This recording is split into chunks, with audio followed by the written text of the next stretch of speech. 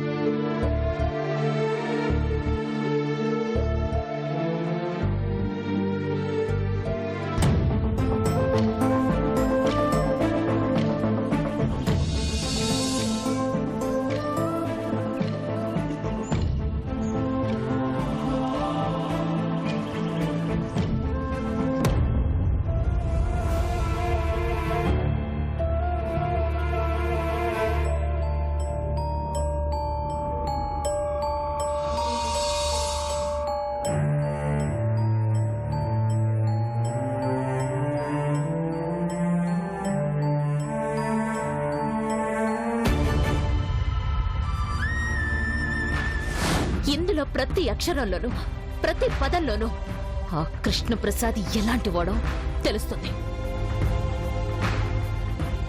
కానీ అతను చేసిన గాయం తాలూకు జ్ఞాపకాన్ని నేనున్నానని తెలియదు పాపం.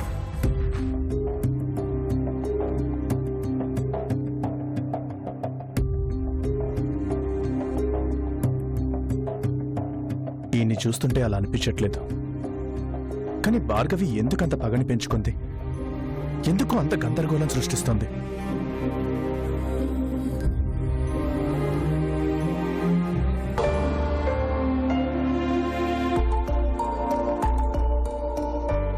చందు, ఏంటండి ఇక్కడ నిలబడి ఏం చేస్తున్నారు?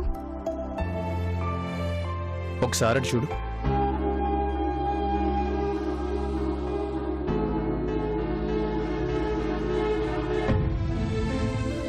అయ్యో, డాడీ ఏంటి అక్కడే పడుకున్నారు? బుక్ చదువుతూ చదువుతూ అలాగే నిద్రపోయినట్టున్నారు. ఉండండి, లేపి బెడ్రూమ్ లో పడుకోమని చెప్తాను. ఆగు చందు, ఆయన లేపకు. పాపం మంచి నిద్రలో ఉన్నట్టున్నారు. డిస్టర్బ్ చేయకు.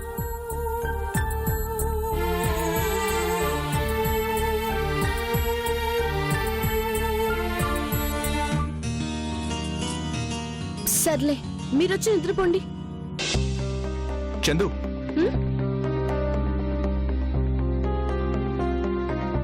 నేను ఒక విషయం అడుగుతాను, చెప్తావా?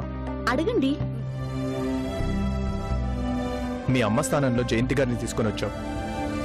నువ్వు ఎంతో కష్టపడి ఇటు మీ నాన్న నొప్పించి అటు జయంతి గారిని ఒప్పించి వాళ్ళ పెళ్లి ఘనంగా చేశావు. కానీ ఈరోజు నువ్వే వాళ్ళని వేరు చేస్తున్నావు. ఇది నీకు తప్పుగా అనిపించట్లేదా? నేనేం చేశానండి? చేసిందంతా అమ్మే చేసింది. డాడీని పట్టుకుని అలా మాట్లాడితే నాకు కోపం రాదా? డాడీని బాగా చూసుకుంటుందనే నమ్మకంతోనే కదా పెళ్లి చేసింది. నాకన్నా ముందే డాడీని అంతంత మాటలనేస్తే ఎలా? మా అమ్మ డాడీని ఒక చిన్న మాట కూడా అనేది కాదు తెలుసా? చూడు చందు, జరిగింది చిన్న పొరపాటు కాదు. కోట్ల కోట్లు ఒక్క రాత్రిలో కరిగిపోతే మరి ఆ మాత్రం టెన్షన్ ఉన్నదా? అయినా భార్యాభర్తల మధ్య ఏ మాటలు రాకుండా ఉంటాయా? ఏది ఏమైనా నువ్వు మీ డాడీని ఆవేశపడి తీసుకొచ్చావు. నేను ఆవేశపడ్డాను, మరి ఆవిడ ఆలోచించి రావచ్చు కదా, రాలేదే. అసలు దీనంతటికీ కారణం ఆ భార్గవి. భార్గవి గురించి నీకు తెలుసా? ఎందుకు తెలీదు? ఆవిడ గారు నరేంద్ర అంకుల్ కంపెనీ కొనేసి డాడీని బయటకు పంపించింది. లేకపోతే చక్కగా ఆయన అక్కడే ఉద్యోగం చేసుకునేవారు కదా. ఓ అదా, నేను ఇంకేదో అనుకున్నానులే. ఇంకేదో అంటే? అదే, నిజంగా భార్గవి అలా చేయకపోతే అసలు ఈ ప్రాబ్లమే వచ్చేది కాదు. You are right. చందు, నాకు విషయం చెప్తావా? ఏంటండి? అదే, మీ మమ్మీ డాడీ, ఈ మమ్మీ కాదు, సూర్య మమ్మీ, ఆవిడ మీ డాడీ ఎలా ఉండేవాళ్ళు? ఏంటి? అదే, ఐ మీన్ ఏదైనా విషయంలో వాళ్ళు గొడవ పడటం కానీ, ఎవరి గురించైనా కోపపడటం కానీ, అలా ఏమైనా? ఏమైందండి మీకు? ఎందుకు ఇలాంటి ప్రశ్నలు అడుగుతున్నారు? అడగకపోతే ఆ సౌందర్య గురించి ఎలా తెలుస్తుంది? నాకెవరు చెప్తారు? మా మమ్మీ డాడీ చాలా బాగుండేవాళ్ళు. వాళ్ళు సరదాగా అలగడం తప్ప కోపంగా మాట్లాడుకోవడం నేను చూడలేదు. డాడీకి అమ్మంటే ప్రాణం, అమ్మకు నాన్నే లోకం. మరి సౌందర్యతో ఎలా?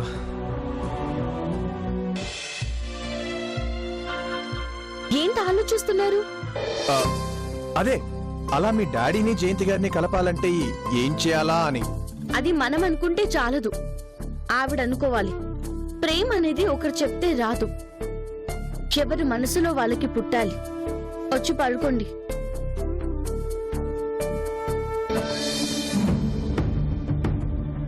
సౌందర్య గురించి ఎలా తెలుసుకోవాలి?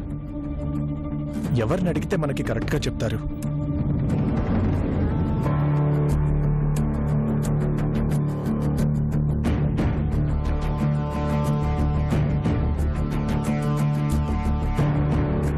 ఎస్,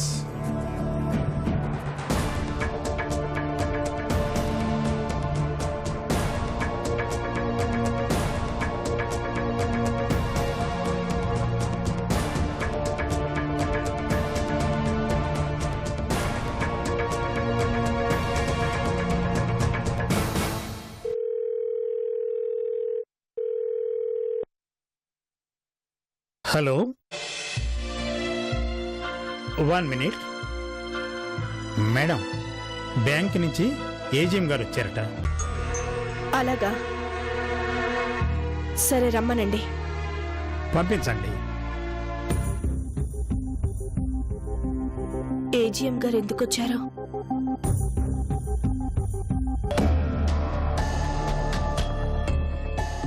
నమస్కారం సార్, రండి కూర్చోండి. జయంత్ గారు, మీ నుంచి ఒక ఇన్ఫర్మేషన్ కావాలి. చెప్పండి, ఏం కావాలి? మీరు కంపెనీ అమ్మకానికి పెట్టబోతున్నారని తెలిసింది, నిజమేనా? ఎవరు చెప్పారు సార్? అదంతా ఉట్టి రూమర్. ఎవరో గిట్టని వాళ్ళు కంపెనీ గుడ్ విల్ దెబ్బతీసేందుకు ఇలాంటివన్నీ సృష్టిస్తున్నారు. మీరు ఫ్లైఓవర్ కాంట్రాక్ట్ లో అండర్ కోటెడ్ టెండర్ వేశారంట కదా, దాంతో మీకు కోట్లలో నష్టం వస్తుందని మాకు తెలిసింది. అది జరిగింది నిజమే, కానీ దానికి ఇంకో మార్గం వెతుకుతున్నా. మీరేం చేస్తారో తెలియదు గాని బ్యాంక్ మాత్రం అప్పటిదాకా ఆగదు మేడం. ఇప్పటికే మీరు పే చేయాల్సిన రీపేమెంట్స్ చాలా వరకు ఆగిపోయాయి. ఈ అకౌంట్ ఓవర్ డ్రాఫ్ట్ అయింది. వెంటనే వాటిని క్లియర్ చేయకపోతే జప్తు వరకు వెళ్లాల్సి ఉంటుంది. అదేంటి సార్, ఇంతకు ముందు కూడా ఓవర్ డ్రాఫ్ట్స్ ఎన్నోసార్లు అయ్యాయి, క్లియర్ చేసేవాళ్ళం. రీపేమెంట్ లేట్ అయినా ఏ రోజు అడిగేవాళ్ళు కాదు. ఈ రోజు ఏకంగా నోటీస్తో వచ్చేసారా? ఇది వరకటి మీ పరిస్థితి వేరు, ఇప్పటి మీ పరిస్థితి వేరు మేడం. కంపెనీ దివాళా తీస్తుందని తెలిసాక మా లోన్స్ గురించి మేము ఆలోచించాలి కదా, లేదంటే మా ఉద్యోగాలు పోతాయి. ఆ పరిస్థితి రానివ్వండి. నా ప్రాణం ఉన్నంత వరకు మీ బాకీలు ఎక్కొట్టాం. మీకు కోపం వచ్చినా మేం చేయగలిగింది ఏమీ లేదు మేడం. కంపెనీ పరిస్థితి బాగుంటే మేమే వెంటబడి లోన్స్ ఇస్తాం. ఏమాత్రం తేడా వచ్చినా వెంటబడి వసూలు చేస్తాం. ఇది మా బ్యాంక్ పాలసీ. ముందు ముందు మీ పరిస్థితి ఇంకా అధ్వానంగా తయారవుతుంది. కాబట్టి వెంటనే మీ లోన్స్ క్లియర్ చేయండి. అలాగే సార్, మీ లోన్స్ క్లియర్ చేశాకే కంపెనీ అమ్ముతాను, సరేనా? మీరు బయలుదేరండి. అలాగే.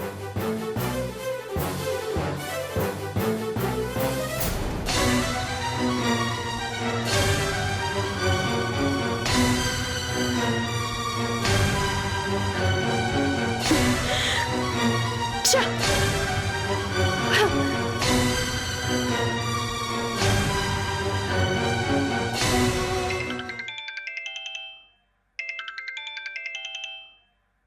హలో, అమ్మా జయంతి, ఎక్కడున్నావమ్మా? ఇంకెక్కడ ఉంటాడు డాడీ? ఆఫీస్లో. ఏమైందమ్మా? ఎందుకలా ఉన్నావు? ఏం లేదులే డాడీ. నీ గొంతులో ఆ బాధ, కోపం, చిరాకు చెప్తున్నాయమ్మా. నువ్వేదో టెన్షన్లో ఉన్నావని. చెప్పమ్మా, చెబితే కొంతైనా బాధ తగ్గుతుంది. ఏం చెప్పమంటారు డాడీ? నిన్నటి దాకా లోన్స్ తీసుకొని మేడం అని వెంటపడిన బ్యాంకులు ఇప్పుడు నోటీసులు పంపించారు. అకౌంట్ లో సింగిల్ రూపీ లేకపోయినా చెక్ బౌన్స్ అయ్యేది కాదు, ఎందుకంటే అంత నమ్మకం ఉండేది మన మీద. అలాంటిది చెక్స్ బౌన్స్ అవుతున్నాయి, ఓవర్ డ్రాఫ్ట్స్ ఒప్పుకోవడం లేదు. ఇంకా ఆస్తులు కరగక ముందే కాకుల్లా చేరి కాచుకు తింటున్నారు డాడీ. అదేనమ్మా లోకం అంటే. అది వాళ్ళ తప్పు కాదు. నీరు పల్లానికి పరిగెత్తడం ఎంత నిజమో, మనిషి మునిగిపోతుంటే చెయ్యి వదిలేసి ఎవరి దారి వారు చూసుకోవటం అంతే నిజం. కానీ మనం ఎందుకు డాడీ ఇలా అయిపోయాం? మనకి పరిస్థితి తప్పదా? దిగులు పడకమ్మా. ఎవరు చెయ్యి వదిలేసినా ఆ దేవుడు మాత్రం మన చెయ్యి వదిలేయడు. నువ్వు ధైర్యంగా ఉండమ్మా.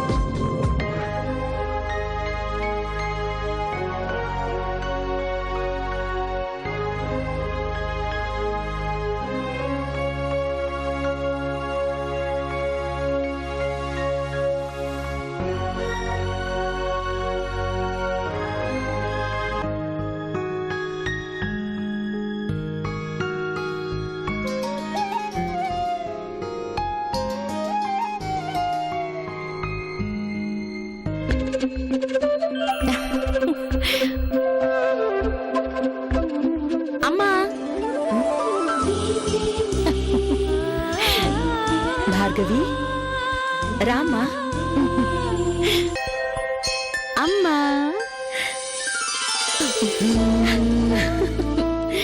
ఎలా ఉన్నావమ్మా? బాగున్నానమ్మా.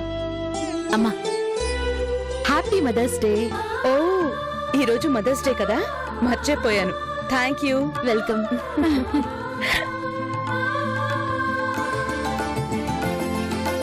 ఏంటమ్మా ఇవన్నీ? పిల్లల కోసం అమ్మా. మీకెందుకమ్మా? మదర్స్ డే కదా, ఈ పిల్లలందరికీ నువ్వు అమ్మ అయితే నువ్వు నాకు అమ్మ.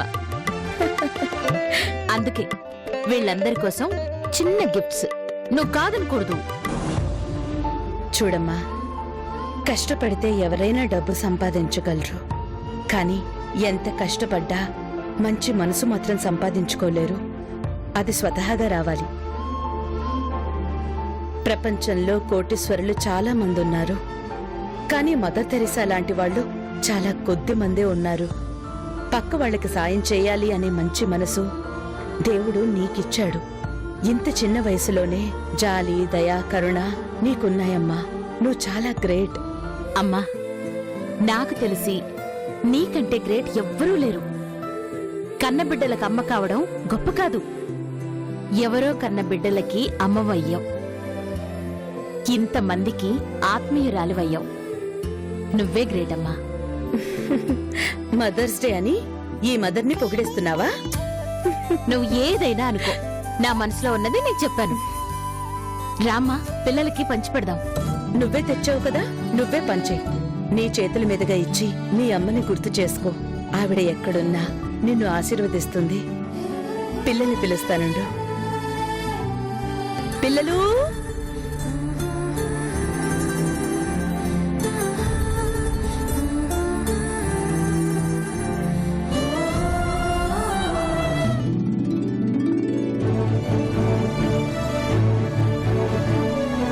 పిల్లలు ఇలా రండి.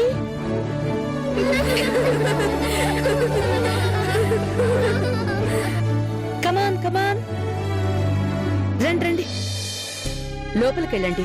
అక్క మీకు ఏవేవో ప్రెజెంటేషన్స్ తెచ్చిందట. వెళ్ళండి వెళ్ళండి వెళ్ళండి. పదండి పిల్లలు, పదండి మెల్లిగా.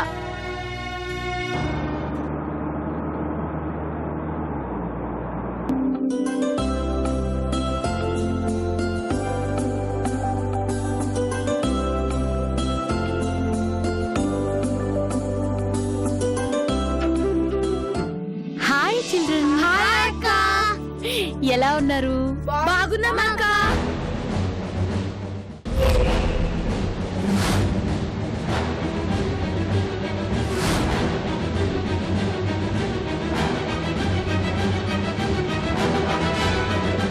అక్క మరి రాకు. స్వీట్, నీకు కూడా ఉన్నాయి. 1 సెకండ్.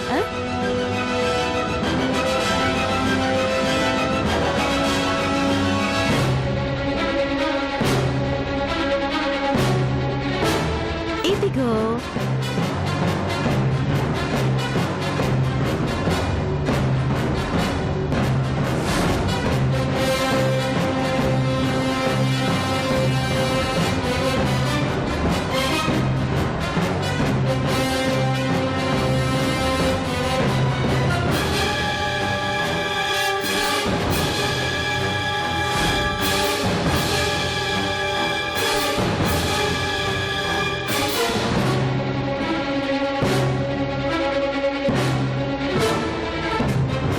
రా రాజా, ఏంటి సడన్ గా ఇటొచ్చావు?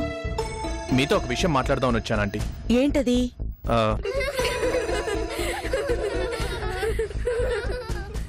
ఏంటంటీ అంతా హడావుడిగా ఉంది?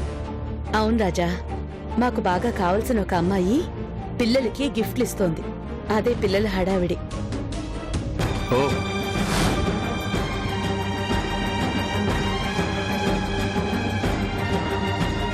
చెప్పు రాజా, చందు ఎలా ఉంది? బాగుంది. చందును కూడా తీసుకురాకపోయావా? అంటే నేను అనుకోకుండా వచ్చాను ఆంటీ.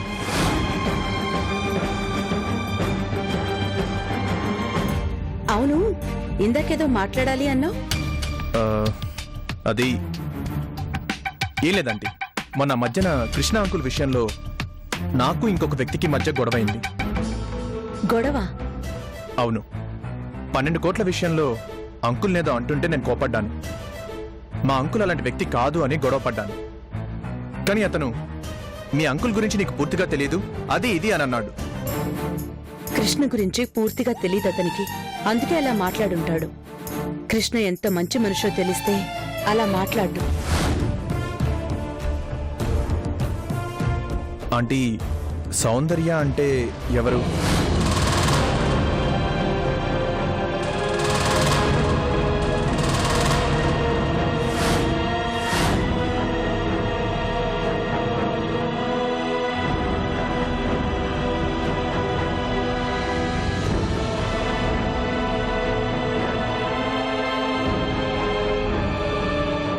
సౌందర్య.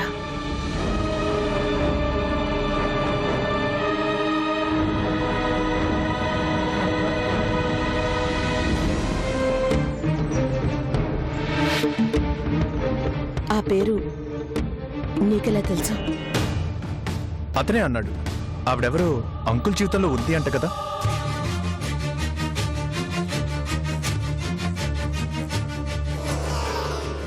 ఉంది.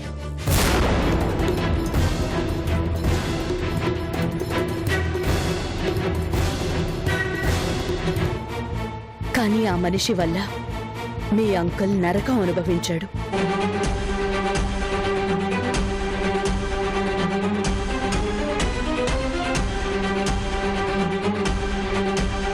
పేరుకు సౌందర్యే అయినా మనసు పేరంత అందంగా ఉండేది కాదు. ఒక రకంగా చెప్పాలంటే కృష్ణ జీవితంలో సౌందర్య ఒక పెద్ద విషాదం అంతే.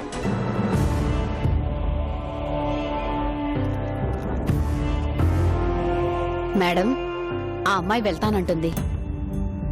సరే, నేను వస్తున్నాను, నువ్వు వెళ్ళు. అలాగే. రాజా, మళ్ళీ కలుద్దాం. దీని గురించి మనం మరోసారి మాట్లాడుకుందాం.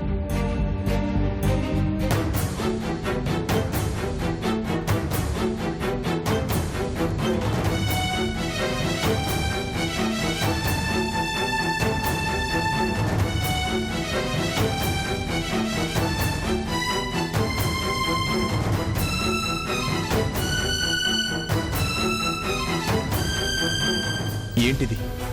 అటు చూస్తే అంకుల్ వల్ల వాళ్ళ అమ్మ నరకం చూసింది అని భార్గవి అంటుంది. ఇటు చూస్తే సౌందర్య వల్ల అంకుల్ నరకం చూశారు అని అర్చన ఆంటీ అంటున్నారు. ఏది నిజం? ఆ సౌందర్య గురించి పూర్తిగా ఎలా తెలుసుకోవాలి? భార్గవి నుంచి అందరినీ ఎలా కాపాడాలి? ఎలా?